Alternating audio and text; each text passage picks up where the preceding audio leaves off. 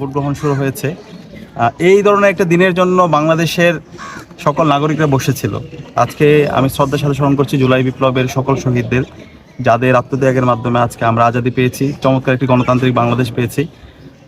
আমি ভোট দেওয়ার জন্য আমার আম্মাকে সাথে নিয়ে এসেছি, সাথে আমার বোনরাও এসেছে, আমার আব্বু এসেছে, ভাইও এসেছে, পুরো পরিবারের সকল সদস্যদেরকে নিয়ে আজকে ভোট কেন্দ্রে এসেছি। নতুন জামা কাপড় পরে এসেছি। মনে হচ্ছে আজকে আমাদের আনন্দ। গত 16 বছরে আমাদের আনন্দ ছিল না। সব সময় এই অঞ্চলে যেভাবে জুলুম নির্যাতন করা হয়েছে, মানুষের যে মুক্তির লড়াই, সেই লড়াইটা ইনশাআল্লাহ আজকে ভোট উৎসবের মাধ্যমে, আমাদের প্রতিনিধি বাছাইয়ের মাধ্যমে ইনশাআল্লাহ আমরা পাবো।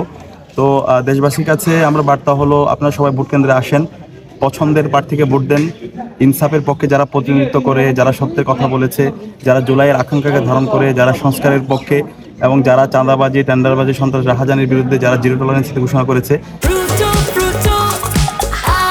প্রাণ ফ্রুটো, সময় অসময় ফ্রুটোময়। এবং যারা 1.5 বছর জুড়ে বিপ্লব পরবর্তী তাদের কথা এবং কাজের মধ্যে মিল রেখেছে, তাদেরকে আপনারা আপনাদের প্রতিনিধি হিসেবে বাছাই করেন।